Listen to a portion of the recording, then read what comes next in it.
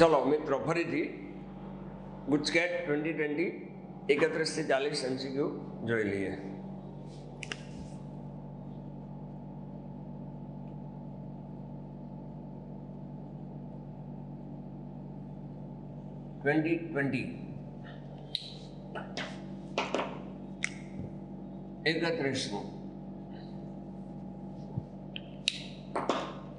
એકત્રીસમો શું કહે છે જોઈ લઈએ। પુષાસ જુદી જુદી વનસ્પતિની જાતિ સાથે બતાવેલું છે। રાઈની જાત પુષા,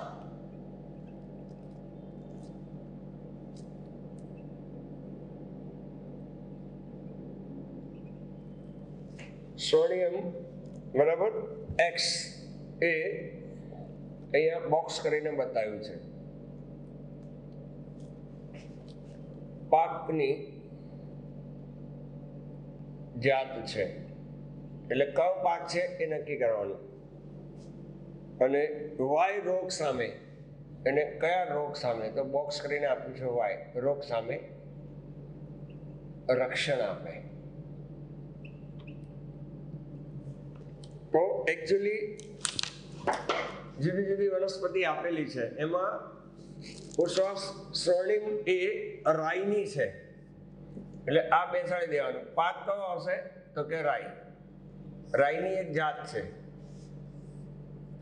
અને કયા રોગ સામે રક્ષણ આપે તો ચોપડીમાં ચાર્ટમાં આપેલું જ છે, સફેદ ગેરું એની સામે રક્ષણ આપે। તો આ રોગ થઈ ગયો બરાબર। પાક કયો થયો રાઈ, તો એમાં જોઈ લેવાનું બરાબર। જુદા જુદા વિકલ્પ આપ્યા છે, એમાં એ વિકલ્પમાં આ આપેલું છે કે ભાઈ પાક રાઈ છે અને સફેદ ગેરું રોગ સામે રક્ષણ આપે છે। આ જાતનું નામ આપી દીધું છે બરાબર, અને રક્ષણ આપે છે તો એ નક્કી કરવાનું। જુદા જુદા વિકલ્પ આપ્યા હોય તેમાં આ વિકલ્પ આપણે બેસે છે રાઈટ। એટલે પેલું કોષ્ટક થોડું નજર મારી લેવી બરાબર। રોગ સામેના જે છે ને એમાંથી ઘણી વાર પૂછાતું હોય છે, એટલે એ આપણે નિગ્લેક્ટ કર્યું હોય એમાંથી પૂછાય તો જવાબ એ આવશે। ચાલો પછી એવો જ છે જો બીજો 32મો રોગ સાથે સંકળાયેલો છે। રેર કેસમાં એક સાથે બે પૂછાય, પણ આપણને આવડવા જોઈએ। XYZ નો યોગ્ય વિકલ્પ શોધો। XYZ નો યોગ્ય વિકલ્પ શોધો। હવે 3 કોષ્ટક આપ્યા છે એક સાથે, પાક, પછી એની જાત અને કયા રોગ સામે રક્ષણ આપે છે, સોરી કીટક આપ્યું છે, કયું કીટક। પહેલું પાક છે કઈ, પછી જાત બરાબર। એમાં જોઈએ તો રાઈ એ પહેલું આપી દીધું છે, અલગ અલગ જગ્યાએ XYZ આપે છે તો રાઈ ઉષા ગૌરવ આ જાત થઈ ગઈ, અને અહીંયા કરીને આપ્યું છે Z એટલે કયું કીટક જે રોગજન્ય હોય છે એની સામે રક્ષણ આપે। બીજું અહીંયા ખાલી કરીને આપ્યું છે X, ઉષા સેમ આ વેરાયટી થઈ ગઈ। 2 જેસિડ એટલે કીટક સામે રક્ષણ આપે છે, તો પણ અહીંયા કયો પાક, વેરાયટી આપી દીધી, કીટક આપી દીધું, અને અહીંયા વનસ્પતિનું નામ આપી દીધું, પાકનું નામ ભીંડા, પણ જાત તમારે શોધવાની છે વાય, અને પ્રકાંડ ભેદક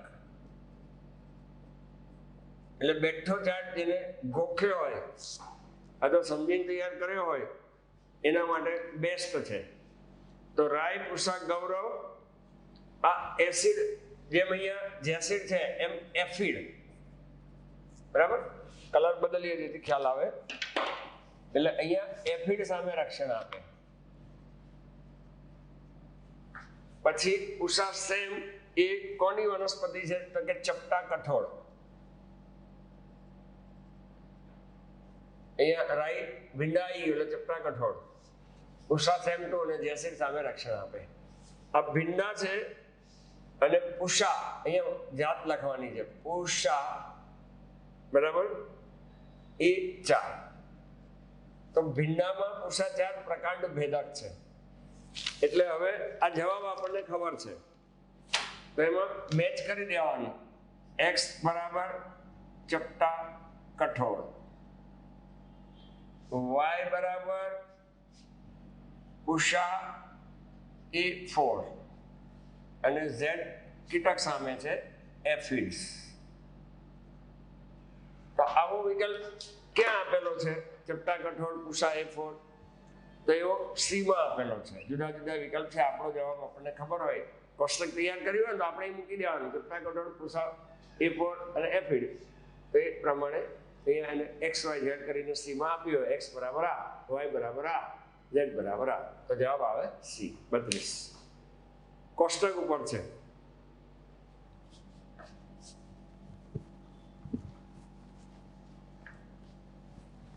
શું જોઈ લઈએ.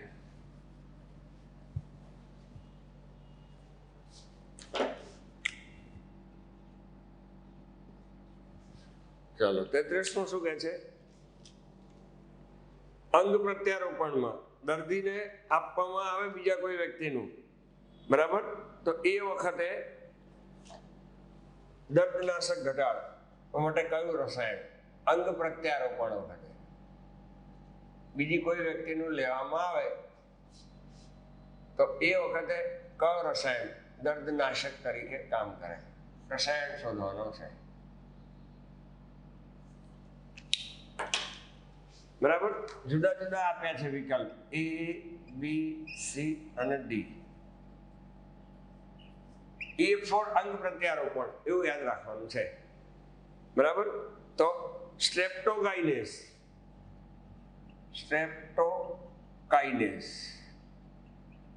આ તો કેવું છે કે રુધિરવાહિનીમાં રુધિર ગંઠાઈ ગયું હોય તો ગઠ્ઠા દૂર કરવા માટે, ગંઠાઈ દૂર કરવા, એટલે એ તો આવશે જ નહીં, સ્ટ્રેપ્ટોકાઇનેસ. બીજું આપ્યું છે સાયક્લોસ્પોરિન A, સાયક્લોસ્પોરિન A. તો આ દવા મેં આપણે કહ્યું તો યાદ રાખવાનું, અંગ પ્રત્યારોપણ અને A, એટલે બરાબર. અંગ પ્રત્યારોપણ સામે કોઈ વ્યક્તિ બીજી વ્યક્તિનું લઈએ તો આપણું શરીર પણ એનો વિરોધ કરે, તો એ વખતે સાયક્લોસ્પોરિન A લઈ લો તો વિરોધ ઓછો થાય ના એવું ના બને, ઓછો થાય, દર્દ ઓછું થાય. પછી આપ્યું છે સ્ટેટિન, તો એ નીલ કરે કોલેસ્ટેરોલને, નીલ કોને? કોલેસ્ટેરોલને. આવું યાદ રાખવાની ટેકનિક. સ્ટેટિન નીલ કરે કોલેસ્ટેરોલને. E ફોર A, એટલે અંગ પ્રત્યારોપણ, અને કાઇનેસ, બરાબર, એ ને ગંઠાવાળું દૂર કરે. અને પછી આપ્યું છે લાઇપેઝ, તો આ લોન્ડ્રી યાદ રાખવાનું, L ફોર L, લોન્ડ્રી, તો એ કપડાના ડાઘ હોય એને દૂર કરવા. તો કેટલું સહેલું થઈ ગયું. A ફોર A, પછી સ્ટીન એટલે નીલ, અને L ફોર L, લોન્ડ્રી તો લાઇપેઝ, અને સ્ટેપ તો કે રુધિરને ગંઠાઈ જવા માટેના સ્ટેપ યાદ રાખો, આગળ 11માં ભણેલા છો. તો સ્ટેપ કોના? રુધિરને ગંઠાવાના. તો પણ થઈ ગયું. પણ આપણે શું માંગ્યું છે અંગ પ્રત્યારોપણ વખતે? તો જવાબ આવશે બી. ચાલો,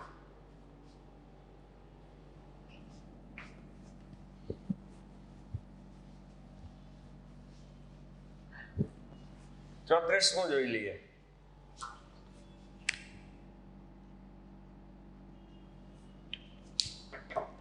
ચોત્રીસમું શું કહે છે? માઇકોરાઇઝા માટે કયું વિધાન સાચું છે? માઇકોરાઇઝા આ શું છે પહેલા તો એ સમજવું પડે, એના વિધાન સાચા કયા છે.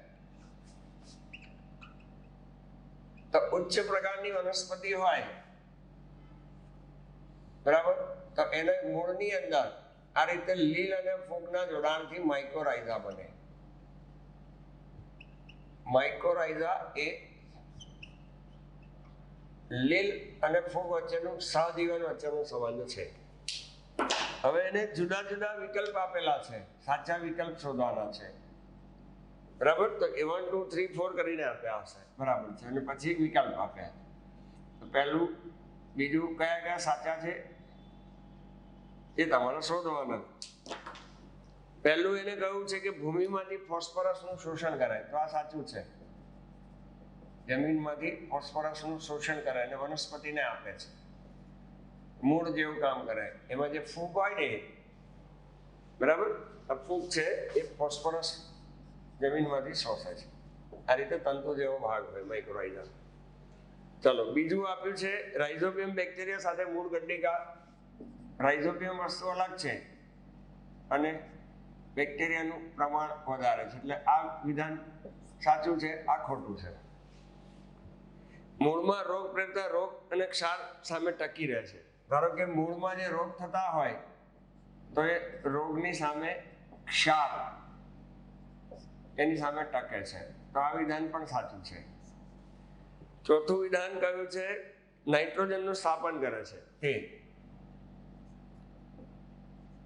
વાતાવરણમાંથી નાઇટ્રોજનનું સ્થાપન કરે છે, તો આ ખોટું છે. એ તો રાઇઝોબિયમમાં આવે. એટલે હવે સાચા કયા રહ્યા? પહેલું અને ત્રીજું. તો આપણને સાચા વિધાનની ખબર પડી ગઈ કે ભાઈ પહેલું વિધાન અને ત્રીજું વિધાન સાચું છે. આ સાચા વિધાન છે.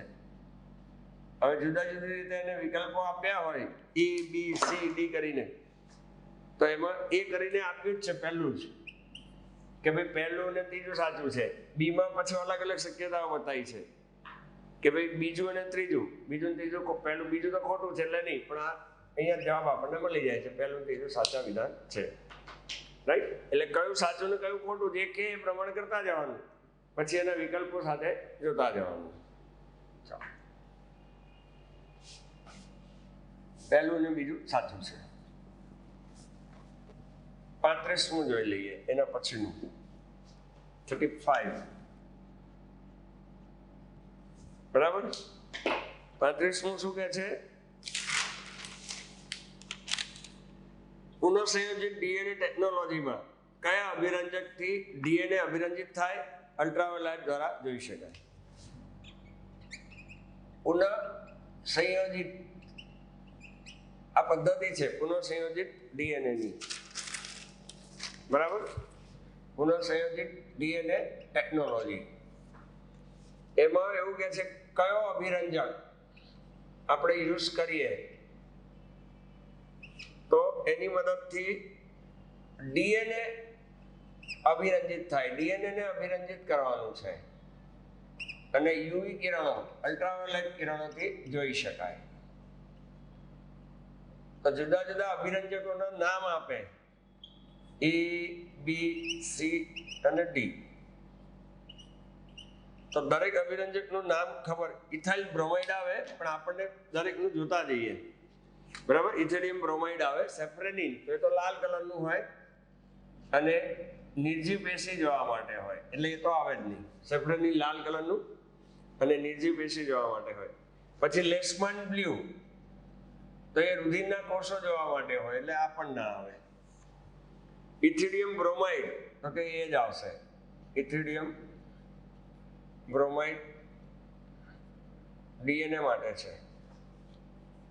અને ચોથું આપ્યું છે ખાસ કરીને એસિટાકાર્બાઇન, તો એ કોષ કેન્દ્ર માટે છે, કોષ કેન્દ્રને, બરાબર. પણ પુનઃસંયોજિત ડીએનએ વાપર્યું છે ને, એટલે આ એસિટાકાર્બાઇન આ કોષ કેન્દ્ર, એટલે એ પણ ના આવે. તો જવાબ આવશે ઇથિડિયમ બ્રોમાઇડ C.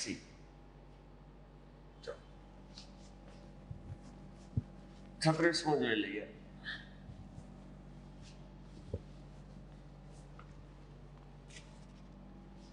તો 36મું શું કે છે? સૂત્રક્રોમિથી.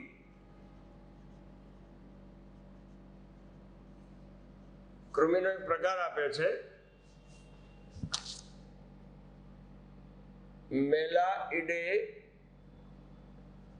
મેલાઇડેગાઇન, અને વૈજ્ઞાનિક નામ છે ઇન્કોગ્નિયા.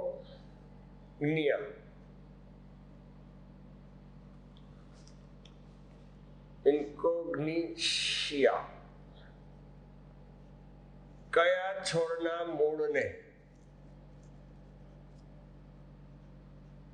ચેપ લગાડે અને ઘટાડે છે? જે ચેપ લાગતો હોય તો કયા સૂત્રકૃમિ એમાં એનું સાયન્ટિફિક નેમ આપ્યું છે અને કયા છોડના મૂળને ચેપ લગાડી એનું ઉત્પાદન ઘટાડે છે? ચેપ લાગે એટલે નોર્મલી એનું ઉત્પાદન ઘટે. તો જુદા જુદા વિકલ્પ આપ્યા છે, A, B, C અને D.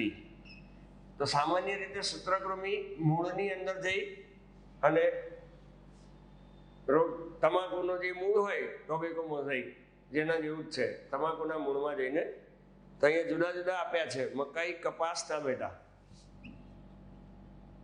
મકાઈ, કપાસ, ટામેટા અને તમાકુ. તો તમાકુના મૂળમાં જઈને સૂત્રકૃમિ મેલાઇડેગાઇન ઇન્કોગ્નિશિયા, આ એનું સાયન્ટિફિક નેમ છે, રાઈટ? તો એ જવાબ આવશે ડી, તમાકુના મૂળમાં જાય છે.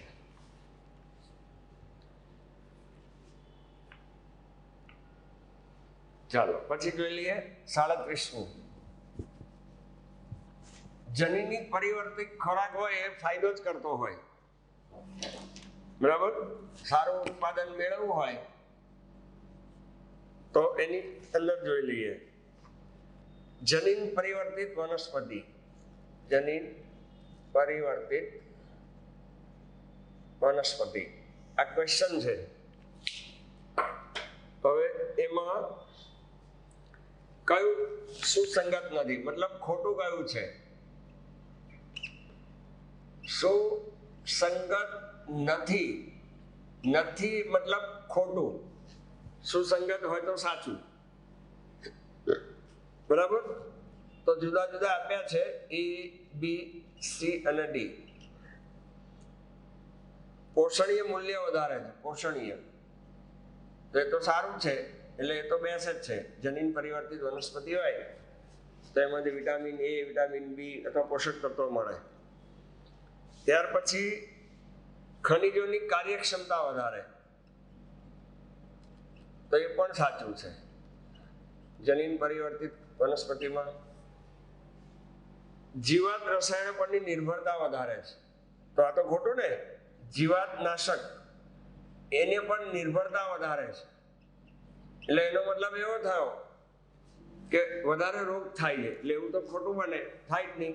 ખ્યાલ આવ્યો? જીવાત નાશક દવાઓ એના પર નિર્ભરતા વધારે છે. દવા ક્યારે વધારે લેવી પડે? તો કે રોગ વધુ થાય ત્યારે. પછી આપ્યું છે શીત અછત, બરાબર? પછી ગરમી તાણ સામે રક્ષણ આપે છે અથવા સહિષ્ણુ બનાવે છે, આ પણ સાચું છે.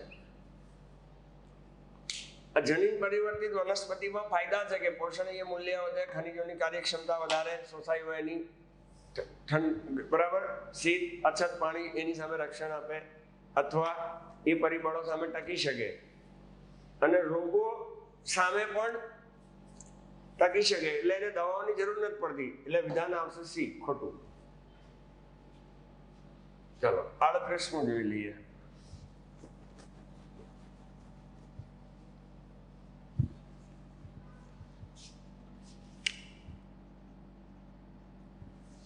શું કે છે એ જોઈ લો. ચાર્ટ વાળું છે. ચાર્ટમાં યાદ રાખો, બે ચોપડીમાં ચાર્ટ આપેલા છે, બરાબર? આવું હોય તો રોગવાળી સ્ત્રી અને સાદું બોક્સ હોય તો સામાન્ય પુરુષ, એના લગ્ન થાય. હવે માતા કે પિતા બેમાંથી એકમાં હોય ખામી, તો પછી ખામી વારસામાં આવે, એટલે માની લો કે આવે જેવું ના હોય, આમાં નથી. પછી બીજું બોક્સ બતાવ્યું છે, એ કેવી ખામી છે એ તમારે શોધી કાઢવાની છે, એવું ટેકનિક આપું તમને. ત્રીજું, બરાબર? તો આ સાદું છે પાછું, અને ચોથું બતાવ્યું છે એ ખામી વાળું છે. ચલો હવે બીજી પેઢી પાછી પેદા કરીએ છે,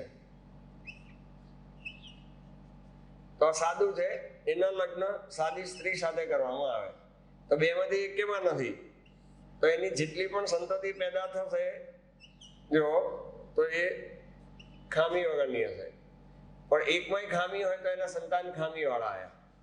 હવે આમાં જોઈએ, આ ખામી વાળી સ્ત્રીના લગ્ન સાદા પુરુષ સાથે કરીએ તો એના બાળકો ખામી વાળા આવશે. એટલે આના પરથી શું સાબિત થાય છે કે પિતૃમાં જો ખામી હોય, આ તમારી હિંટ પકડી લેવાની, પિતૃમાં જો ખામી હોય બરાબર તો આવે, એટલે આ પકડી લેવાનું, પિતૃમાં ખામી તો સંતાન ખામી વાળો, પિતૃમાં ખામી નહીં તો આમાં ખામી નથી તો સંતાનમાં ખામી નહીં. તો ટેક્સ્ટમાં બે ચાર્ટ આપેલા છે, લેફ્ટ સાઈડનો જે ચાર્ટ આપ્યો છે તો એ પિતૃને આધારિત થઈ ગયું, દૈહિક રંગસૂત્ર સંલગ્ન પિતૃ આધારિત છે ને, એટલે અહીંયા કેવું હોય તો કહી શકાય કે પિતૃનું ચાલે છે, મતલબ પિતૃ સંલગ્ન પ્રભાવી, દૈહિક રંગસૂત્ર પ્રભાવી. કારણ કે પિતૃમાં હોય તો આવે, પિતૃમાં ના હોય તો ના આવે, એટલે પિતૃ પ્રભાવી અહીંયા યાદ રાખવાનું, દૈહિક રંગસૂત્ર પ્રભાવી ટેકનિક થાય. હવે આવો એક બીજો ચાર્ટ આપ્યો છે તો એમાં શું છે કે પિતૃમાં ના હોય તોય આવે સંતતિમાં, તો એ શું કહી દઈશું, દૈહિક રંગસૂત્ર પ્રચ્છન્ન, સિકલ સેલ એનેમિયા વાળો. પણ આ યાદ રાખી લો, લેફ્ટ સાઈડ ચાર્ટ આપ્યો છે તો એમાં પિતૃમાં હોય તો આવે, તો આવું આવે ને તો દૈહિક રંગસૂત્ર પ્રભાવી લઈ લેવાનું, પિતૃ પ્રભાવી આવું યાદ રાખવાનું, રાઈટ. પિતૃનું ચાલે, પિતૃમાં હોય તો આવે તો એને પછી આપણે કહી દેવાનું પ્રભાવી, પણ દૈહિક રંગસૂત્ર પ્રભાવી. ચાલો ચાલો, એટલે વિકલ્પ આપ્યો છે સી, દૈહિક રંગસૂત્ર સંલગ્ન પ્રભાવી, સી જવાબ, રાઈટ. 4 વિકલ્પ આપ્યા છે, આવું ચાર્ટ આપી દે એના પરથી તમારે ઓળખી લેવાનું. ચલો 39 જોઈ લઈએ.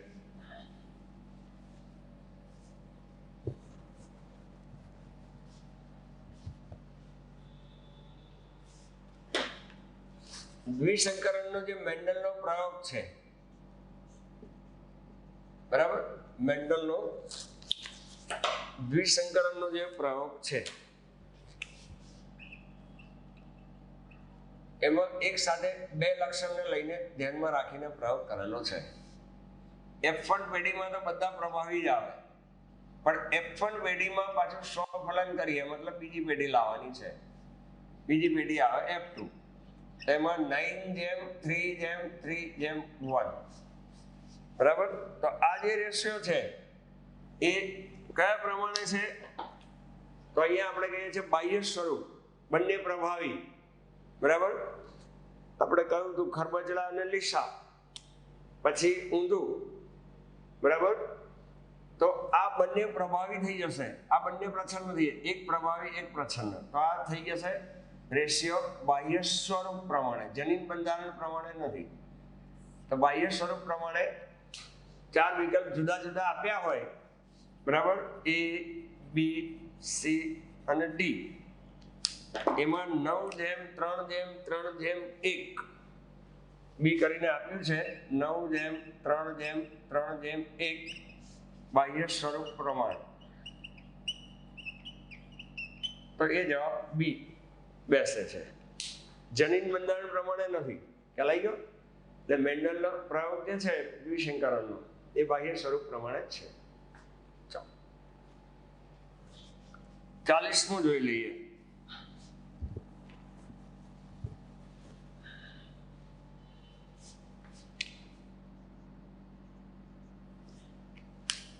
ચાલીસમું શું આપ્યું છે, મનુષ્યના રુધિર જૂથ, એ કોનું ઉદાહરણ છે? આ ગુસ્સેટમાં અને નીટમાં વારંવાર પૂછાય છે, મનુષ્યમાં રુધિર જૂથ. રુધિર જૂથ કયું હોય છે? ABO બરાબર. એક તો IA અને IB બંને હોય તો AB રુધિર જૂથ વાળું, એટલે આની પણ અસર આવી, આની પણ, એટલે એને સપ્રભાવિતા પણ કહેવાય, બંનેની અસર આવે છે. હવે અહીંયા જોઈએ તો A રુધિર માટે, B માટે, AB માટે જનરલી સંભાવના 2 જ હોય, પણ અહીંયા એક કરતા વધારે છે, IA અને I બરાબર.